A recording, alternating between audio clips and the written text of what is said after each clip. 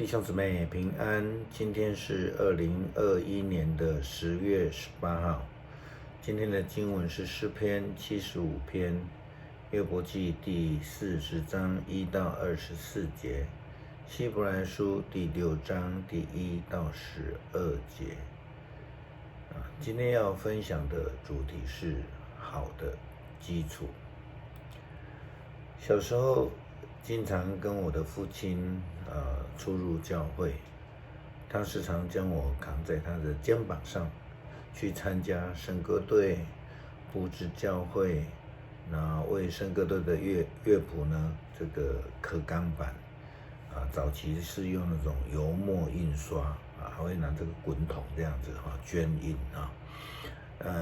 帮忙整理教会圣歌队的乐谱。甚至当我的母会前进教会改建的时候，也经常跟着他去监工去看头看尾这样子乃至于后来我们自己的家里店面从日式的这个平房改建也常常得到父亲的分享跟指导。我对建筑的热爱，以及许多对建筑的思考的角度，都受他的影响很深。那当然，后来在研究礼拜堂建筑的这个当中，也从建筑师、从各教会的礼拜堂的建筑里面的经验去学习到提醒。也有一些警惕，以及要怎么样去建造的一些正向的思考。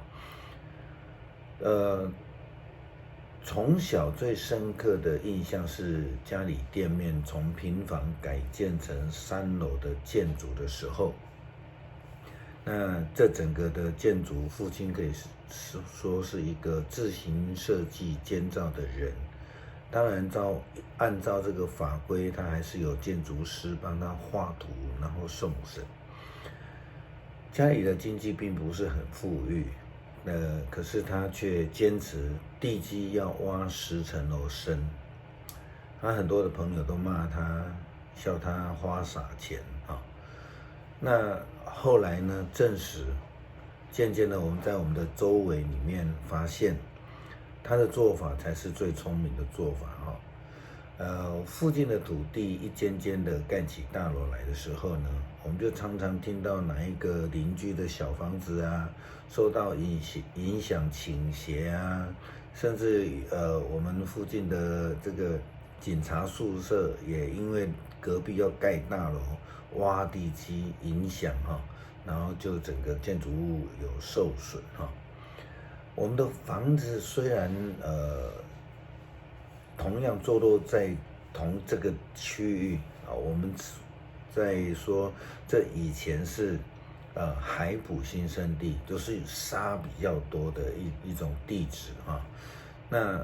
我们的房子一样在这个区域，却没有受到任何不良的影响，虽然周遭的房子也都盖起来了。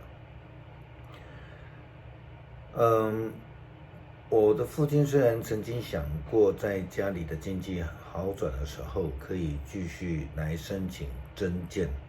但是这个想法从来没有成功过但是呢，因为他当时候的坚持，挖了10楼深的这个地基呢，他也让我们的房子稳固的就站立在那个地方屹立不摇没有因为旁边在盖房子，因为这个地质而受到影响。建筑的确是需要有这样的长远眼光以及设计，否则为了省钱，后来可能变成非常的不便，甚至要花大钱我们说大笔的冤枉钱去做修改补强，然后又可能没有办法解决问题其实信仰更是如此，信仰是一种生命建造的工程。或许上帝会给我们有悔改重来的机会，我们都这样觉得说再来一次没关系的可是我们要清楚的知道，生命如果到了终点，那就完全没有机会了。所以牧师还是要提醒兄姐，不要千万不要抱持那种说，哎呦没关系啦，哎呦还有时间啦，哎呦以后再说啦，以后再来改啦，甚至说以后再洗礼啦，建筑其实我们如果去了解，你会发现修改比建造还要花钱，因为修改是要打掉不适用的、不能用的、不好的、坏掉的部分当然要打掉已经盖好的，然后再花更多的钱在有限的空间里面去做修改。信仰生命也是如此。若是我们在信仰上面的基础没有打得非常好的时候呢，将来受到影响或是遇见苦难的时候，可能要花更多的时间生命去做调整。很多时候我们已经会让自己或是别人会影响他们在心性上面，在肉体上，甚至在灵性上都受到非常大的伤害。要再花时间让自己恢复，则需要更多的精神、时间以及生命。当然我们会说，活着就有希望，活着就有机会。但若我们能够把握机会，接受这样的信仰，然后就好好的趁机会把它好好的追求，好好的奠定基础的话，那更是蒙福。今天的经文希伯来书告诉我们要朝着更成熟的信仰前进，不要停滞。它并不是说信仰的基础不重要，而是说在奠定好的这个基础之后呢，要继续的往前。就如同一栋建筑物一样，我们盖了非常稳固的地基之后，不会就这样停工了。我们盖了稳固的地基之后，我们的目标是要完成一栋更伟大、够用、有特色，甚至我们会说令人感动的建筑物。信仰上，我们不要成为一个普通没有任何特色的建筑。如果我们只停留在腐朽的这种习俗、大众化的这个文化，那就会失去信仰的本质跟生命，无法继续建设，然后盖出令人感动的这个信仰见证。以前在嘉义牧会的时候呢，曾经在市区里面看到一栋集资来的，准备要新建成饭店的，后来发生了建筑商倒闭的事情。那当我看到那一栋建筑物的时候，已经是停工许久了。那工地的围篱也都锈烂了，不但是没有办法继续新建，甚至要变成危楼给拆除了。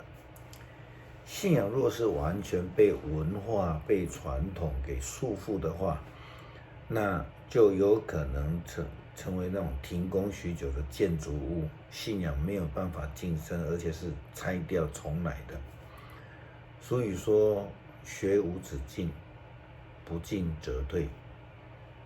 但是稳固的地基仍是非常重要的一个信仰提升的基础。希伯来书这样告诉我们。然而，亲爱的朋友，即使这样说，我们仍要确信你们的情况更好，更接近拯救。